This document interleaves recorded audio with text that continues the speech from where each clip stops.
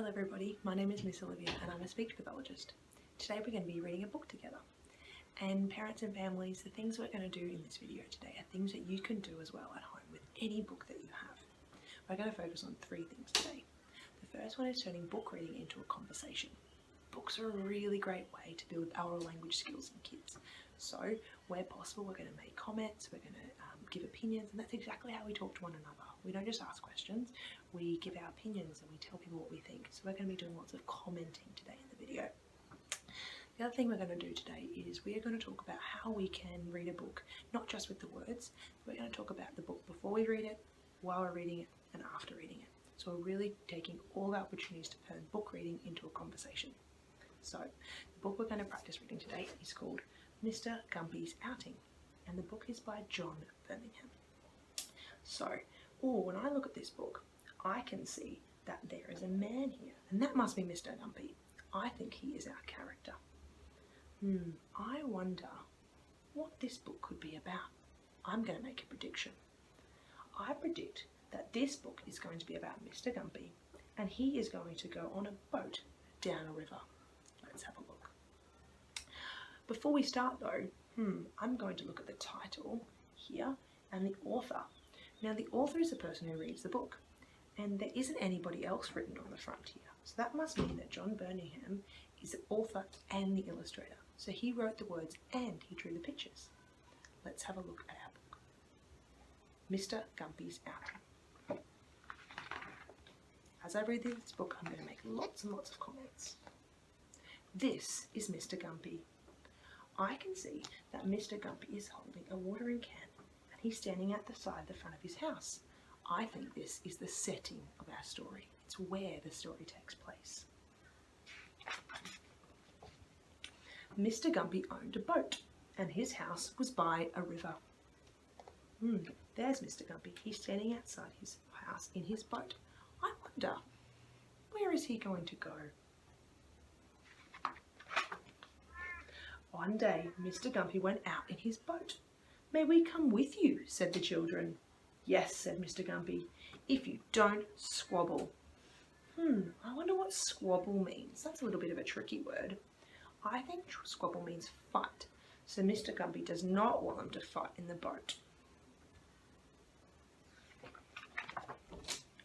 "Can I come along, Mr. Gumpy?" said the rabbit. "Yes, but don't hop about." Here's our rabbit. And I can see the children in the boat with Mr. Gumpy. "I'd like a ride," said the cat. "Very well," said Mr. Gumpy, "but you're not to chase the rabbit." I can see Mr. Gumpy holding a long stick into the river here. I wonder, what does he use that stick for? I think he uses the stick to steer his way down the river, so maybe he can go left and right, or faster or slower. Will you take me with you?" said the dog. "Yes," said Mr. Gumpy, "but don't tease the cat." I don't think it's a very good idea for the dog and the cat to be together in a boat. Mind you, Mr. Gumpy has told them, don't tease them. "May I come, please, Mr. Gumpy?" said the pig. "Very well, but don't muck about." I wonder what's going to happen now that this boat is getting very full.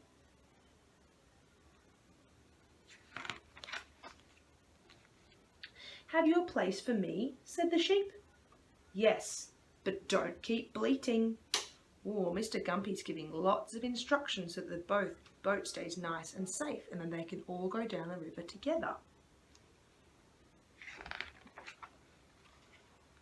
"Can we come too?" said the chickens. "Yes, but don't flap," said Mr. Gumpy.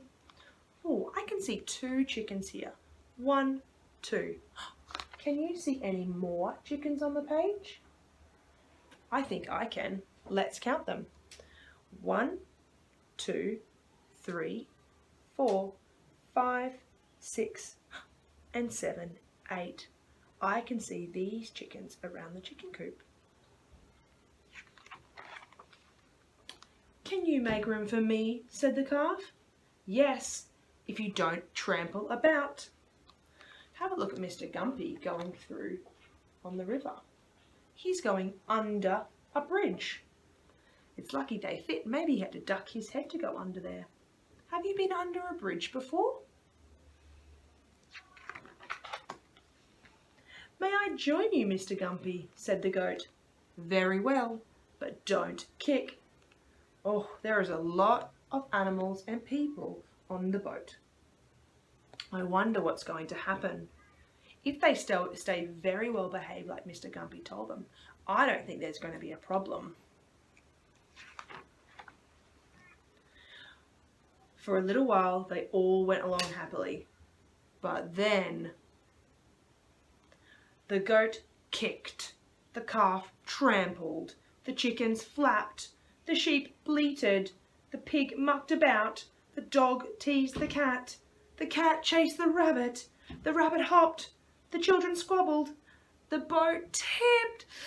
Oh, I don't think that they're going to stay in the boat for much longer. Oh. And into the water they fell. Uh-oh. I don't think the children and the animals listened to Mr. Gumpy. He told them not to muck around, and they did. And look what happened. They're all in the water. I'm having a look at the rabbit here. I'm having a look at his face. I think he's feeling very surprised that he's now in the water. Oh. Then Mr. Gumpy and the goat and the calf and the chickens and the sheep and the pig and the dog and the cat and the rabbit and the children all swam to the bank and climbed out to dry in the hot sun.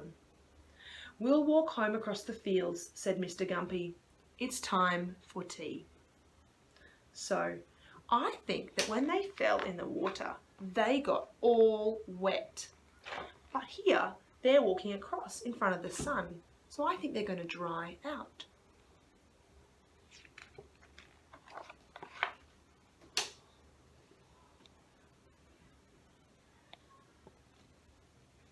I can see them all having tea together. And there's also some food on the table.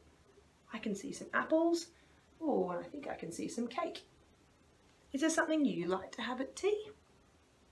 I like to have cake at tea. Goodbye, said Mr. Gumpy. Come for a ride another day. I can see all of the animals leaving Mr. Gumpy's house. And that's the end of our story.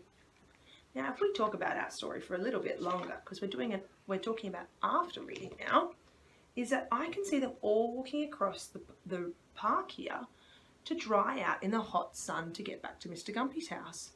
I wonder, is there a way that you try and dry yourself out when you get wet? Now, if I fell into a pool or into a river accidentally, I think I would use a towel to dry myself. What other ways could we dry ourselves out once we get wet? We could walk in the sun, like the animals and Mr. Gumpy.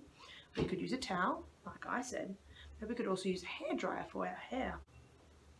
Mr. Gumpy told all of the animals not to squabble and fall in the water. I wonder how Mr. Gumpy felt when they all fell in and didn't listen to him. I think I might feel a little bit annoyed if I told them not to do something and they did it and they all got wet. I think he's also a little bit surprised because he didn't expect to fall in the water. How do you think Mr. Gumpy felt when the animals didn't listen to him? Okay, that's the end of our book, Mr. Gumpy's Outing. Remember, we did 3 different things today that you can practice at home when you're reading. The first is turning book reading into a conversation. Don't be afraid to make comments, ask questions, give opinions. The other thing we did is we talked about the book before we read it, while we were reading it, and then also at the end of the book.